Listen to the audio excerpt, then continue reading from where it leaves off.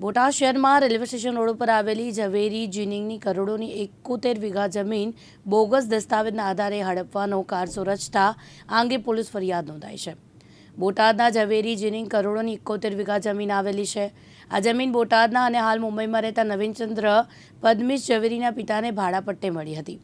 આરોપી મહાવીરસિંહે જમીન પચાવવા બનાવટી સાતાકટ કુલ મુખત્યાર નામું પાવર ઓફ એટર્ની બનાવી કોર્ટ, નગરપાલિકા, સબ રજિસ્ટ્રાર કચેરી અને નિવાસી અધિક કલેક્ટર કચેરીમાં રજૂ કર્યા હતા।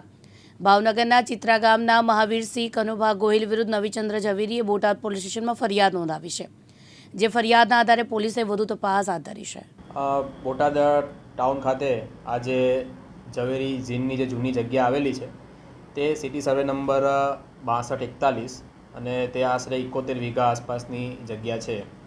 આ જગ્યા છે તે ભાડા પટ્ટે નવીનચંદ્ર પદમસિંહભાઈ ઝવેરી નાઓ છે તેઓ તેનો વહીવટ કરતા હોય તે અંગે આ જે આરોપી છે તે મહાવીરસિંહ કનુભા ગોહિલ કે તેઓ મૂળ ભાવનગરના રહેવાસી છે। તેમણે આ નવીનચંદ્રના પિતાજી તથા તેમના માતા તેઓ બંને મરણ ગયેલા છે, તેમ છતાં તેમના પાવર ઓફ એટર્ની બનાવી અને આ જે જગ્યા છે તે જગ્યામાં વિવાદ ઉત્પન્ન કરી અને તેમની પાસેથી સેટલમેન્ટ અંગે પણ માંગણી કરેલ।